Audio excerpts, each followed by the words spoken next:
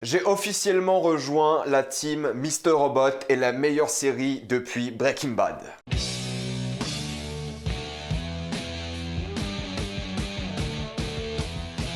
Mr. Robot.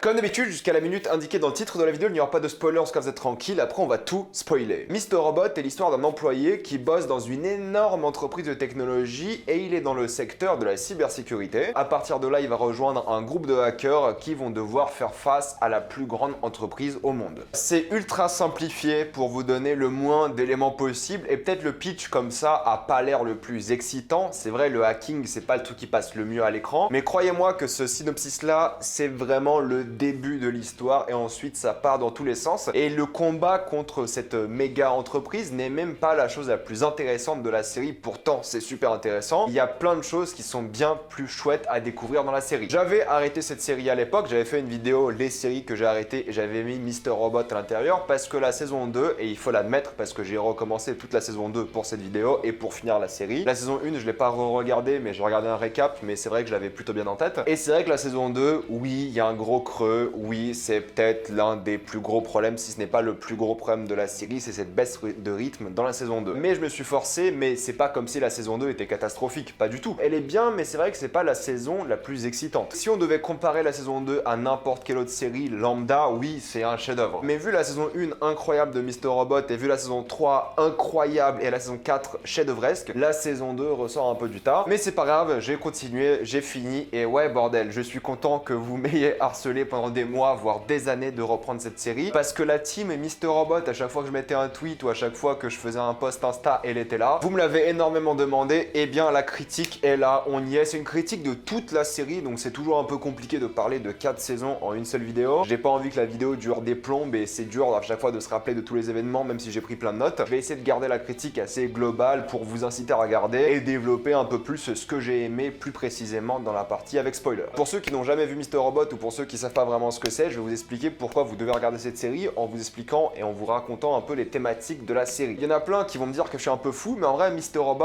c'est le début d'un monde cyberpunk. C'est une série qui va beaucoup tâtonner l'idée d'anarchisme, c'est vraiment une idée présente dans le cyberpunk. On va parler d'une société où la vie privée des gens n'existe plus. Ça, c'est un vrai parallèle à notre vie d'aujourd'hui. Des problèmes de vie privée, il y en a tout le temps depuis des années et des années, enfin depuis les réseaux sociaux, disons-le. Évidemment, vu qu'on suit des hackers, la technologie est au cœur de cette série-là de plein de manières différentes, que ce soit les objets connectés, que ce soit l'énergie, comment elle est ressourcée, comment les gens utilisent des webcams, leur téléphone, vraiment tout ce qui est de la technologie. Et si on parle de technologie, dans le cadre de la série, on va parler de cybersécurité. C'est vrai qu'en vrai, si quelqu'un hack ton téléphone, et on en voit des hacks tout le temps, j'avais récemment fait une vidéo en parlant plus ou moins de hacking, mais de manière plus générale de problèmes géopolitiques par rapport au hacking. C'est ma vidéo Netflix et Amazon ont peur de ce film. Allez voir cette vidéo pour plus de détails, mais c'est vrai que le hacking, c'est quelque chose de réel. Les gens sont hackés, les États sont hackés, on en a parlé d'ailleurs cette semaine en France. Un nouveau plan et un nouveau budget pour la cybersécurité a été annoncé. C'est un vrai problème qui va devenir de plus en plus grand avec les années qui passent. Ça parle évidemment beaucoup de corporatisme, vraiment c'est une énorme entreprise qui s'appelle E-Corp, justement parce que c'est Evil Corp, du moins c'est le personnage principal qui l'appelle comme ça. Ça va un peu parler aussi de sexisme dans l'entreprise. Il y a très peu de femmes et dès qu'il y a des femmes, elles sont pas les mieux accueillies. Ça va parler de lobbying, des PDG vont aller voir des ministres, des premiers ministres, des présidents, vraiment il y a un aspect très géopolitique et politique à la série. Et c'est très actuel, la série est sortie pendant l'élection américaine de 2016 et on voit que ça s'est beaucoup inspiré des événements, même si c'est pas très politique droite ou à gauche, mais juste la manière dont les choses sont faites, dont la politique est faite et dont la démocratie est faite aujourd'hui. L'un de leurs slogans c'est Our democracy has been hacked, donc voilà, c'est pour vous parler un peu de ce que représente la série. C'est très actuel d'un point de vue de l'économie aussi, avec justement les crypto-monnaies aujourd'hui, avec le pouvoir des entreprises sur les gouvernements, d'un point de vue géopolitique aussi, avec la Chine majoritairement, ce qu'ils font en Afrique par exemple. Ça s'inspire de beaucoup de choses très réelles et ça les met dans un monde de fiction, mais des choses sont tellement proches de la réalité que ça te fait un peu peur. Mais ça pousse le bouchon pour le coup parce que la série va en mode full conspiration, qui j'espère n'est pas la réalité aujourd'hui dans notre monde. J'ai pas envie de finir comme dans Hold Up. Ça pousse vraiment le bouchon de ce point de vue-là et ça crée vraiment une fiction extrêmement intéressante. Mais dans les thématiques plus personnelles, ça va beaucoup parler de troubles psychologiques évidemment, plus principalement de trauma. Le traumatisme, c'est peut-être le mot-clé de la série parce que tous les personnages ont un trauma ou un autre et ils vont tous évoluer par rapport à ce trauma et on voit justement l'impact d'un trauma sur quelqu'un. Ils ont tous vécu des choses horribles et ça les a tous définis et je pense que c'est un peu vrai, nos traumas nous définissent aussi. Et la manière dont ils ont parlé de traumatisme est géniale et c'est ce qui donne un peu du goût à la série, j'ai envie de dire. Ça a parlé d'anxiété, de stress, de solitude, de tristesse, de dépression, de plein de problèmes psychologiques, de paranoïa aussi et de drogue évidemment. Il y a plein de personnages qui consomment des drogues dures et voilà, ça va un peu raconter l'impact de ces drogues sur leur état psychologique. Donc de ce point de vue-là, c'est très intéressant, c'est très intelligent, très complexe politiquement, géopolitiquement, psychologiquement, mais aussi dans ce que ça essaie de prédire sur notre société, sur qui on est, sur la technologie. Enfin bref, c'est des thématiques extrêmement intéressantes et la série le fait très bien sans être chiant et en donnant vraiment quelque chose d'excitant à regarder. Mais du coup, faut évidemment parler des acteurs. Moi, Rami Malek, écoutez, quand je l'ai vu dans Bohemian Rhapsody, j'étais pas déçu de sa performance, mais je trouve pas qu'il méritait l'Oscar. Mais en vrai, maintenant, j'aime penser qu'ils ont donné cet Oscar à Rami Malek pour sa performance dans Mr. Robot. Je sais que ça n'a pas de sens, mais ça me réconforte un peu. Rami Malek, c'est pas dans Bohemian Rhapsody qui prouve que c'est un bon acteur, hein. C'est dans Mr. Robot, c'est là que tu le vois, il est incroyable. J'en parlerai après de ce personnage, mais il a une performance qui est tellement forte, tellement prenante, il peut te faire pleurer, rire, avoir de la joie sur ton visage. Il a un degré d'acting absolument grandiose, mais c'est le cas pour plein d'acteurs. Christian Slater est incroyable évidemment, lui qui a eu plein de problèmes dans sa vie et qui a un peu été éclipsé des cinémas et des séries télé. Là, est revenu en force et la performance qu'il y a dans Mr. Robot,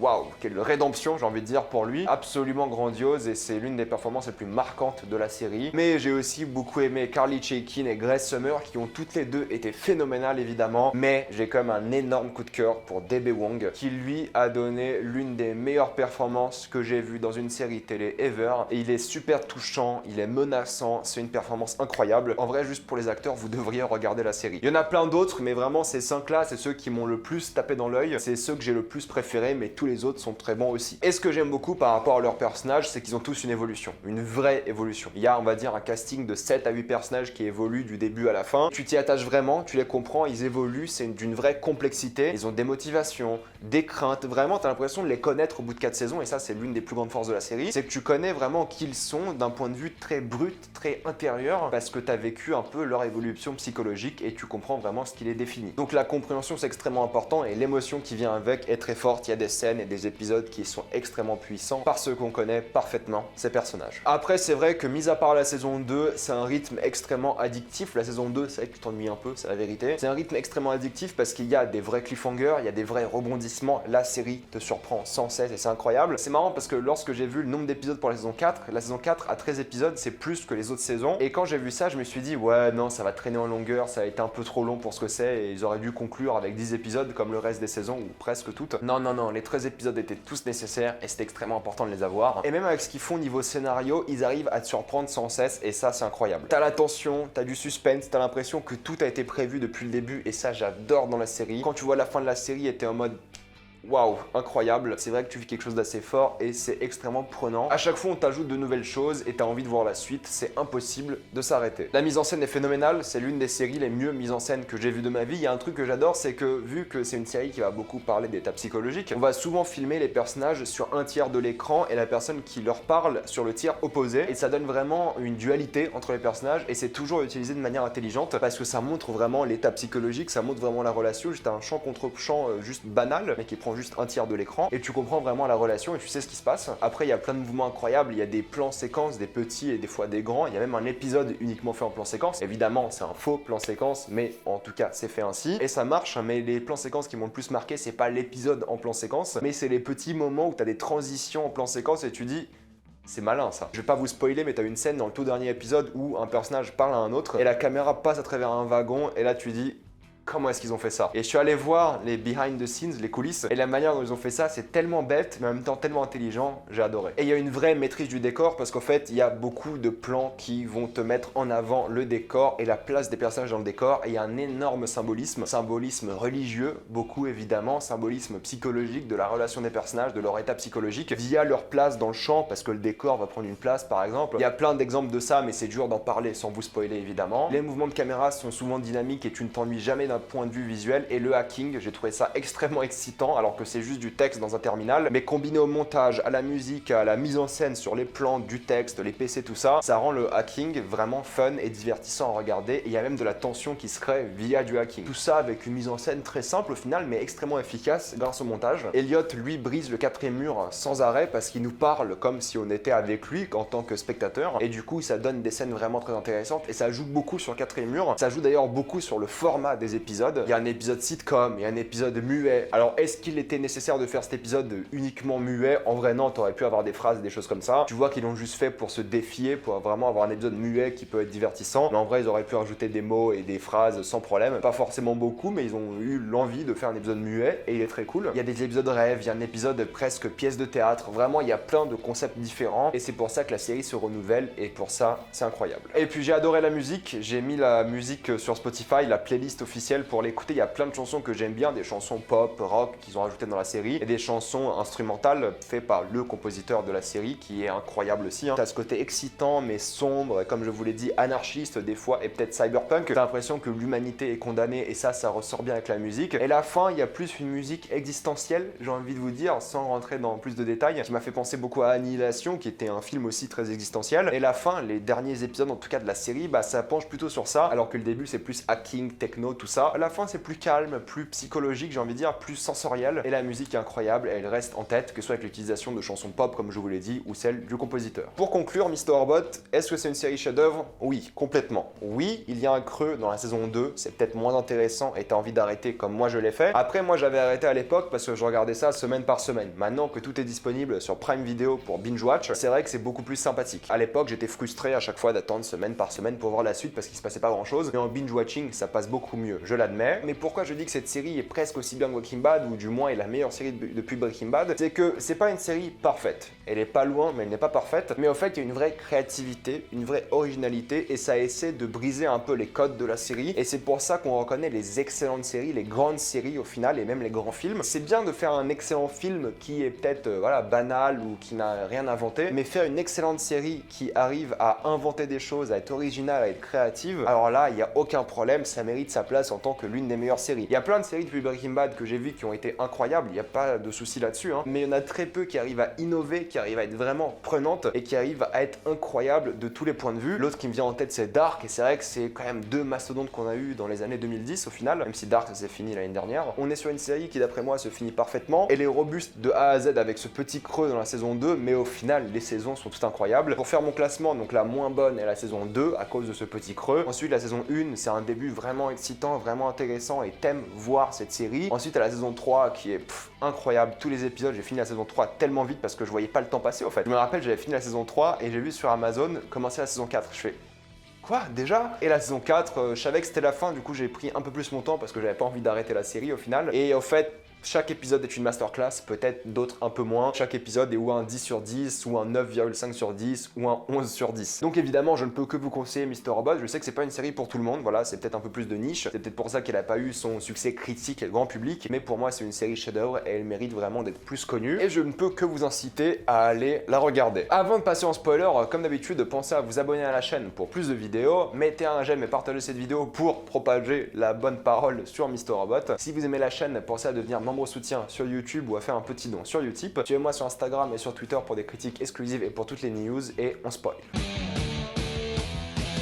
C'est vrai que la saison 1, en vrai c'est Fight Club. C'est la même ambiance, t'as les mêmes personnages, c'est complètement Fight Club, c'est extrêmement inspiré de Fight Club. Mais après la saison 1, où t'as le même twist que Fight Club et où c'est la même chose que Fight Club, c'est complètement différent. On part dans un délire complètement différent, plus existentiel, plus psychologique. Et le problème de la saison 2, c'est peut-être ça, c'est qu'elle se repose un peu trop sur les conséquences de la 1 au lieu d'avancer l'histoire. Et il y a des personnages qui interviennent qui sont pas les plus intéressants et des choses comme ça. Mais en vrai, tu ressens direct l'ambiance Fight Club. Et quand t'es fan de ce film-là, tu peux que aimer évidemment Mr. Robot. Même si je pense que tout le monde s'est fait spoiler le twist de Mr. Robot, enfin bref, c'est pas très important au final, parce que les 3 prochaines saisons sont pas sur ce twist-là. Enfin, on en parle évidemment, parce que maintenant, faut en parler, mais en vrai, même si tu connais le twist, tu peux plus qu'adorer la série. J'ai envie de parler des personnages. Alors Angela, je sais que je suis pas très fan de ce personnage-là d'un point de vue personnel. C'est pas le personnage auquel je me suis le plus attaché. Je l'aime beaucoup, voilà, je l'apprécie. C'est un personnage qui est vraiment bien écrit, mais émotionnellement, je n'étais pas le plus investi. J'aime beaucoup le fait qu'elle était très ambitieuse, qu'elle se battait réellement pour qui elle était. Elle voulait se venger aussi, mais elle a été manipulée, endoctrinée endoctrinée. Et t'as d'excellentes scènes avec elle et sa mort, elle vient vraiment de manière brute, elle te choque. Mais c'est vrai que sa mort, c'est pas le truc qui m'a le plus ému pour le coup. Je suis vite passé à autre chose, même si elle a d'excellentes scènes pour le coup. Des scènes mémorables et vraiment charmantes et des fois l'opposé horrible. C'est pas le personnage qui m'a le plus intéressé dans la série et j'ai trouvé des fois le jeu d'acteur un peu monotone. C'est pas une critique que je fais à la série, c'est plus un avis personnel et je sais qu'il y en a beaucoup qui aiment Angela, mais ce n'est pas mon cas, enfin pas autant que certains. Par contre, Tyrell, je trouve que c'est un peu la même histoire qu'Angela, plus ou moins dans le sens où lui aussi était très ambitieux, a été endoctriné, il s'est rendu compte de ce qu'il doit faire et il a vraiment essayé de le faire. Il avait un aspect familial qu'Angela avait aussi, surtout vers la fin, mais ça arrivait trop vite pour vraiment qu'on se concentre sur ça. Et Tyrell a eu le droit, lui, à une fin qui est plus, on va dire, honnête. Je sais pas réellement s'il est mort, mais on imagine. Il a une fin douce amère où il est mort avec vraiment sa propre volonté et il a décidé de mourir ainsi. Comme Angela était très ambitieux, ils se sont vraiment beaucoup battus pour leurs idées, même si c'était pas toujours les bonnes. Et tu vois que dans la saison 4, ils essaient de finir tous les personnages qui ont plus d'importance pour vraiment se concentrer sur les plus importants. Philip Price, au début,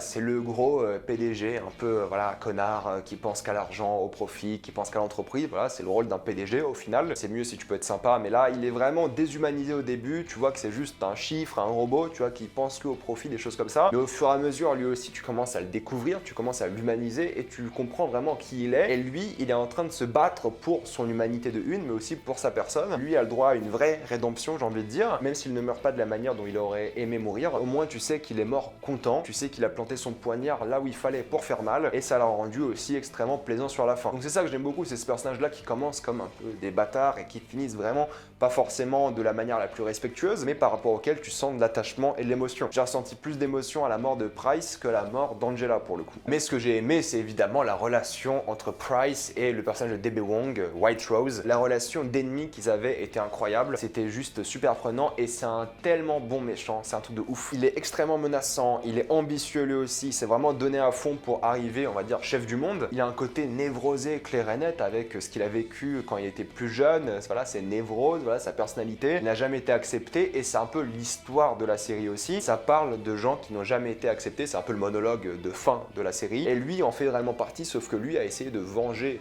on va dire, sa vie par rapport au monde et dominer le monde d'une certaine manière parce qu'on lui a retiré son petit plaisir dans sa vie. Au final, quand il meurt ou quand elle meurt, je sais pas comment on devrait l'appeler, tu ressens quelque chose aussi parce que tu l'as humanisé dans la saison 4. C'était une némésis incroyable et forcément quand un grand méchant meurt, il y a une sorte de respect par rapport à ça. Des fois t'es extrêmement content, mais là t'étais pas content que White Rose décède, t'étais pas satisfait, j'ai envie de dire. C'était pas le but de la série et c'est ça qui est fort, c'est que tu ressentais pas l'émotion que tu devais. En vrai, t'aurais dû être content. White Rose, c'est fini, elle est décédée, voilà, on passe à autre chose. Mais en vrai, tu ressens pas ça du tout parce que t'as toujours l'impression que ça faisait partie de son plan et c'était le cas. Du coup, sa mort ne te donne même pas de la satisfaction. T'as juste l'impression qu'au final, cette personne-là a gagné, même si c'est pas le cas. Mais au moins, elle est partie de la manière dont elle souhaitait et de ce point de vue-là, tu peux le respecter aussi. J'ai beaucoup aimé Dominique, sa solitude, sa tristesse aussi, son travail, son ambition. On voit beaucoup que l'ambition est très importante dans cette série. La manière dont elle était peut-être un peu nihiliste à certains moments où elle avait vraiment pas de raison de vivre et au fur et à mesure, elle en découvre des raisons, elle commence à être une meilleure personne. Et encore une fois, il y a sa famille qui rentre en jeu vers la fin et tu l'apprécies beaucoup pour ça. Et c'est un personnage qu'au début, je pensais pas trop aimer, mais en vrai, voilà, pareil, tu l'humanises énormément, tu la comprends, tu vois son évolution, tu l'apprécies beaucoup. Sa fin est géniale parce que au final, j'étais dégoûté qu'elles aient pas fini ensemble, Darlene et justement ce personnage de Dominique. Mais au final, quand tu la vois s'endormir dans l'avion,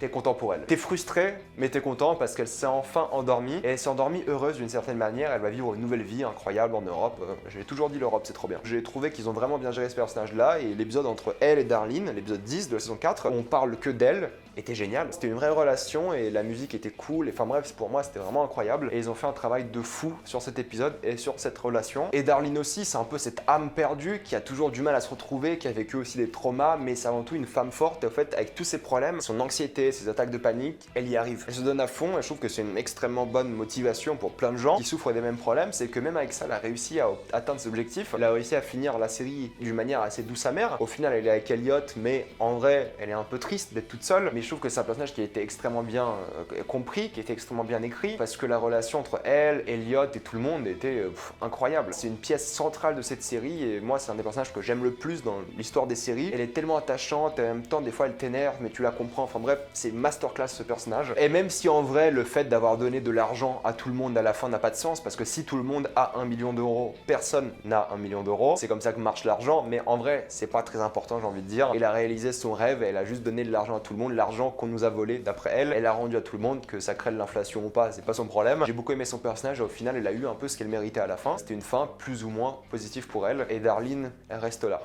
Elle est trop forte. Petite pause dans les personnages pour parler de l'épisode 7 de la saison 4. Un épisode un peu pièce de théâtre avec un méchant qu'on n'avait pas vu depuis un moment qui revient. T'as l'impression que c'est un psychopathe et au fait, plus t'avances dans l'épisode, plus tu te rends compte que ton méchant, c'est le même que ton personnage principal. Et la ligne est floue entre les deux. Et à la fin, quand il lui dit « Je te ressens, I see you now » ou « I feel you now », je sais plus ce qu'il lui dit, t'étais tellement content que Elliot ait enfin un ami, que Elliot se retrouve enfin dans quelqu'un. Et la mort de ce méchant-là à ce moment même, elle est horrible. Tu passes d'un moment où t'as envie de flinguer le méchant à un moment où tu comprends le méchant et t'as envie qu'il aide le personnage principal car ils sont similaires, à un moment où le méchant se fait tuer et t'es triste pour le méchant. Et ça, c'est qu'une partie de l'épisode, mais l'émotion, le jeu d'acting, la révélation sur Elliot, d'où vient son trauma au final, la manière dont tu vois le personnage de Mr. Robot qui change complètement, que tu ne revois pas après pendant un moment. Évidemment, quand t'apprends que la personnification du protecteur est au fait le père de Elliot qui le violait, qui le molestait sexuellement, évidemment tu vois pas le personnage de la même manière. Et ils ont bien fait de le virer de l'épisode pendant un moment, et je crois qu'il revient que dans l'épisode 9 ou peut-être à la fin du 8, parce qu'en fait tu peux pas le voir, parce que t'as cette image en tête de ce violeur et tu peux pas le voir. Quand ton protecteur a le visage d'un pédophile, c'est pas possible, hein, surtout quand ton père est pédophile quoi. Donc je trouve que la révélation était folle, le jeu d'acting était fou, vraiment tu savais pas ce qu'ils pouvaient encore inventer par rapport à ce personnage, parce qu'ils inventent à chaque fois de nouvelles choses, mais tu dis bon à un moment c'est fini quoi. Les plot twists, on a compris qu'il y en a plein, des retournements de situation, d'accord, mais à un moment tu peux plus inventer des choses, et ils en inventent plein,